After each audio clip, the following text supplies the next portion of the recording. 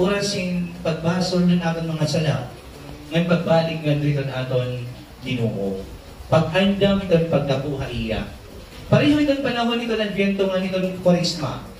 Di dahil itong panahon itong Kwaresma, naghihingi kita kahit bago nga kinabuhi. May gahatag nga imuhal na ba niya mga Kristo? Itong aton Puntaria, di rin mismo itong Kwaresma, itong Quarentarias. Kung itong aton ginaandaman, amo itong Easter. Itong pagkabanhaw. Na di dahil itong kabanhaw, kabuhi nga itong aton Ginoo, higita nga mga, itong aton focus, itong aton selebrasyon, di dahil itong Advento. Ay panahon natin paghulat. Kung iyo magustuhan para dito di mga simbahan, di rin bubuhos nga dahil itong panahon itong Advento, itong dekorasyon. Gutila itong mga pinagbubutan ng mga bukad, di rin garbuso, bisan itong altar. Kaya ngayon man, itong aton selebrasyon kunta, ngayon kunta direksyon, ngayon itong aton kakatuan, at itong pag-abot ng pagkaralwas. Dito ito mismo, ito ni katungtungan, ito ni ka-24, itong gabi. Ito ika-25 nga adlaw. Mga kabuktuan, ni Zacarias, nga niuwan, importante ni dahil itong aton kinabuhi, kung naguhulat itong magkaralwas. Ano itong ngaran niya Zacarias? Itong kahulugan itong ngaran niya Zacarias, itong Diyos kuno na hinunumdum. Dako nga irony nga dahan kinabuhi ni Zacarias, di ba? Di dahan pagtutumanon na, han Diyos ang iya mga ginaaro, ang iya ginaaro, ang iya kinalagsan na lang nga magkamay-ada ng anak, waray na ini nga Zacarias tuod.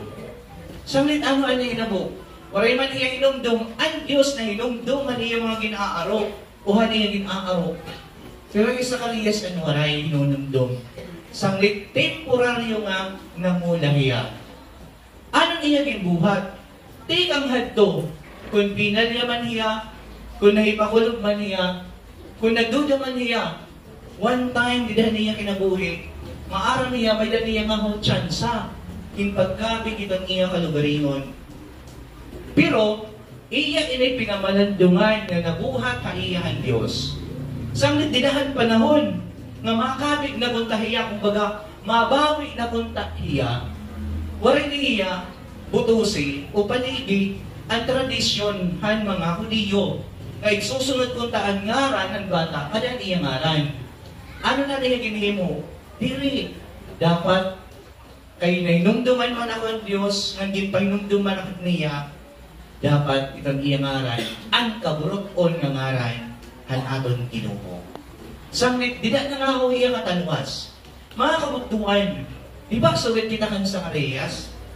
May danatan natin dati mga ginaaro, nagkakalalagas na lang kita, nagkakaidaran na lang kita. Ito na agad mga ginihinyap, na mga ginaaro, di rin pa nakabot. Ngayon, along the way, di dahil ito na aton paghulat, ito na aton mga ginaampo, napalpak kita. Napalya kita, na ipapakulong kita nga dito sa lak. Magluyakon kita. Pero ayaw na aton hingalimti, itong Diyos, di rin na hingangalimot haimo. Bisan kung pananglitan, nagmimina ka sa salak ka, pinanginginano kalagyan itong Diyos. As itong ngaran niya sa Zacarias, pagpahinong tumaaton nga, bisan san o, diri kagod, hingangalimtan han aton Ginooy sa Kristo.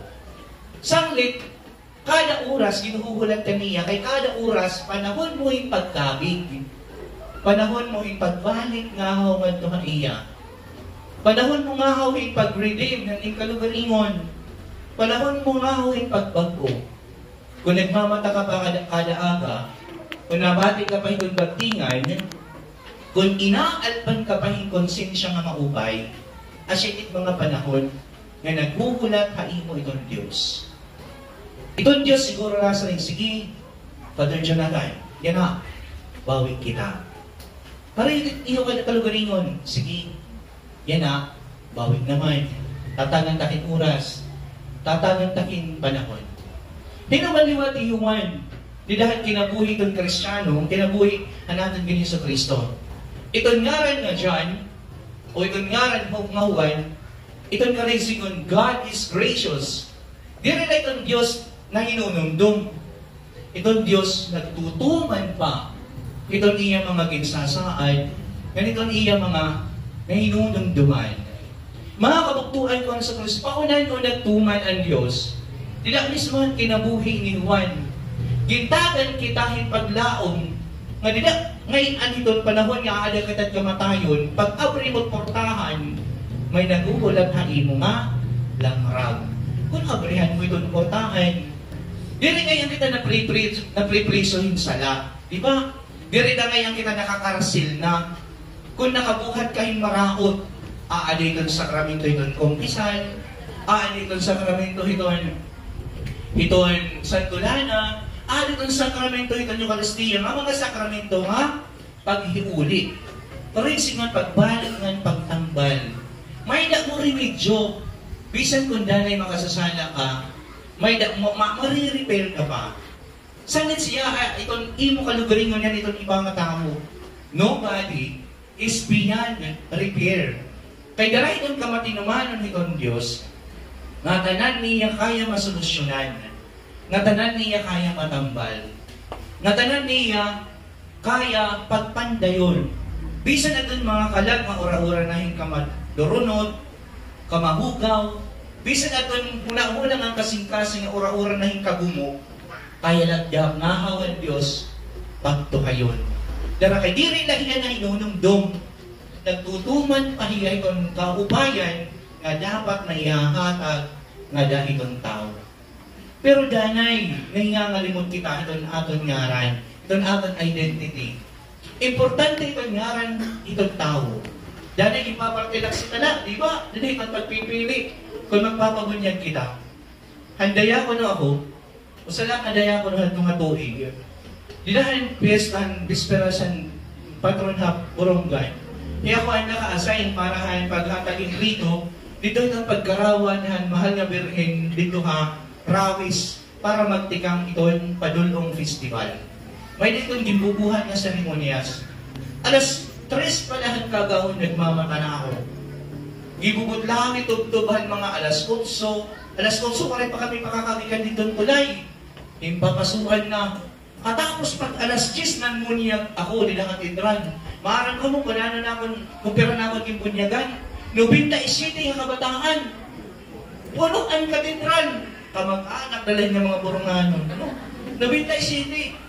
Binugot lang ako na binugutlaw. Kaya ako lang ang nagbubunyag. Kaya ako lang nagpipinanyakan, nagtitinagusan mga bunyagan. Pero natanggalan ang gutlaw, dala kayo nga tawakan ko sa nangaran ng bata. Pagpakiana ko, anak ngaran, hinihanat yung ngaran niyo niya bata. Ang bato ng nanay, Catherine Padre. Singaring naman ako, yung pagsiring, Bernardo da Matapililo yun eh. Adang tatay, singaring, Padre, Bernardo da Matapililo yun. Okay na lang kay Daniel Padilla nagbubunyag. Ang kaligis. Mga kabuktukan, dahil ipapartilak sila nga doon itong gagamit o pagbubutangin paggagamit niya rin bata. Ano na nga mga panangkulong natin mga kapuyapuyan, ang mga kalendaryuan to, ang mga pizza, may na mga ngaran ng mga kasantusan. Kung iginaanak na ni kuno ang bata, di na hining adlaw, katapos kinukulawan ko na itong kalendaryo. Kung iginanak ni dahan dos, ang ikados, kung ano ang patrono nila ng ikados, naging nasa ninurog, asan ngaran niya? Labot na pananglitan, kung nag-iipati, kung babae ang tatahol din natin ka doon sa santos, tapos lalaki naman na namin, iba. Diba? Saan may dama, hindi ibabatikan niya mga ngaran, may dama mga ngaran niya Jose, may dama mga ngaran niya Juan, may dama mga ngaran niya Maria, no? Kay asyat ang mga unang panahon. Importante ang pagpipili ng ngaran. May dama mausang, mga bunyag, dilan ni 24 Disyembre, dito irayahan Dolores. Wala hinala yun ang bunyag, dara kay ginihinulat ko sa bunyagan. Pero labot dahan akon kunta, kalangkag, ang paginulat, ang akon tinangudyutan pa, kaya na ginihinulat, hinaharuto. Kung mo nakilala ka mo ba naruto? Ano? Ninja, hindi ninja. Pag sikat F4, ang mga ginbubunyagan niya kabataan niya kababainan, sanchay ang ngaran. Ang kalalakin ang dawingso. Diba, importante itong ngaran itong tao. Kay asya itim identity. Asya itim pangilalaan. Diba? Pero ayaw niya yung nalinti. Itong pinaka-common niya ngaran niya tanayan. at paging Kristiyano. Hingamin tinala iti mga ibang mga ngaran, iti agnay, o ano man nila, iti mga rayon-gayan, pero hindi paging Kristiyano, ayaw hudla. Siguro, itong mga karukabataan nagkulaw na, ang pasalida nga, zimba. Dilan is eksina, na hirafiki, ang babun, ang amo, nakipagkita nga nakipag-istorya ng zimba, gindara ni Rafiki di simba nga dahil usa nga tubig, ipand, para ikilanan niya tatay, di Mufasa. Nandito ang reflection, kinita yung zimba niya reflection, oh, that's only my reflection. Sinarin naman ni Rafiki, look closer, o look hard at ginamit at kuwan. Kinulawan niya ako ni Zimba niya reflection, ungod manggod, kinita niya reflection ng iya tatay. Ang boses na sa ring, Zimba, Zimba, you have forgotten me. Sinaring naman ang anak, how could I? Ay, ano mahingakalimot ako kay mo? Sinaring naman ni Mufasa, because you have forgotten who you are. Mga kabuktuan, hingalintan nga ni itong niyo, itong iyo kalugaringon, tatang kalugaringon, pero hingalintan nga liwat natin itong Diyos. Remember, hikita na ang ginbuhi, ang ginhimo, nga nidahan imahe nga ladawan han Ginoo. Kung may naman mga pananglitan, hindi dilubyo kayo mga problema, ayaw hingalinti, anak kahitong Diyos. May nanto sa nanay, intawa na niya anak, bibinurong bisitahin, marakot ni Espiritu. No? Ay bawo kay naka-yor-yor, marang naka-yor-yor. No? Wala daw niya tiyo tapad. Sila, no? Yung bibinurong dahil bawo kay may dadihigin tinumar nga medisina. No? Naglalain na kuwan. Anirat ahap, nag-aron na haakon ng kuwan, nag-aron na haakon ng nga insinso, nag-aron na haakon ng bindita. Pero maarang ako kung anong ginyaya ka ng nanay, sampan niya ginagamit ng bindita. Ayaw paglag dito yung akon anak kay binunyagan itiya. Diyos lahat nagtatag-ada hiton. Subarat niyo ng iyong kanugaringon. Hindi dilubyo ka na nga ni problema. Daman na nga ni kanino nga sana. Ayaw ko di ngalinti. O sa natag-adahain. Diyos lang. Asit itim identity. Asit itim pangilanaan. Asit itim mo pinaka-essence sa rin pa itong filosofiya. That is who you are. Itim paging anak ng Diyos.